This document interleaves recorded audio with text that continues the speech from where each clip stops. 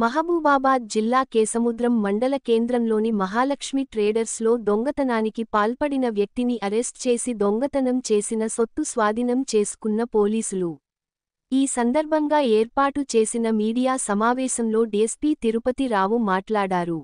April 8, 2025 రోజున అర్ధరాత్రి సమయంలో కేసముద్రం మెయిన్ రోడ్లోని ఏ మార్ట్ పక్కన గల మహాలక్ష్మి ట్రేడర్స్ కంపెనీలో దొంగతనం జరగగా ఈరోజు ఉదయం బోడమంచ్య తండ సమీపంలో వాహన తనిఖీలు చేస్తున్న క్రమంలో దొంగతనం చేసిన నిందితుడు గుగులోతు నవీన్ పట్టుకొని సదరు దొంగ నుండి రూ.5 లక్షలకు పైగా నగదు మరియు కొత్త పల్సర్ బైక్, 2 బంగారం రింగులు, 1 వెండి బ్రాస్లెట్, 1 మొబైల్ ఫోను స్వాధీనం చేసుకున్నారు.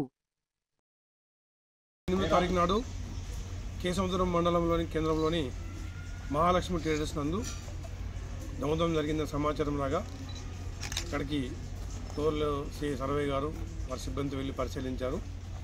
వారు ఇచ్చిన ఫిర్యాదు మేరకు దాదాపు 9 లక్షల రూపాయలు నగదు దొంగతనమైనట్టుగా మాకు ఫిర్యాదు ఇచ్చారు. ఆ ప్రకారం కేసు నమోదు చేసి వారి పరిధిలో ఉన్నటువంటి పాత దొంగలు మొత్తం వెరిఫై చేయగా గుగులోత్ నవీన్ అనే వ్యక్తి దొంగతనం చేసినట్టుగా మాకు సమాచారం వచ్చింది.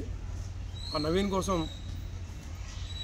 తిరుగుతున్న భాగంలో ఈరోజు సాయంత్రం మధ్యాహ్నం సమయంలో ఈ యొక్క పెనుగొండ విలేజ్ దగ్గర అతను ఉన్నట్టు తెలిసింది.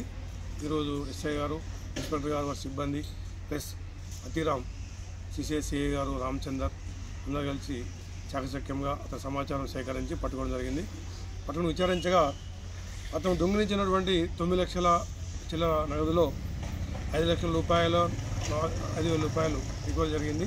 2 ఉంగరాలు, 1 బ్రాస్లెట్.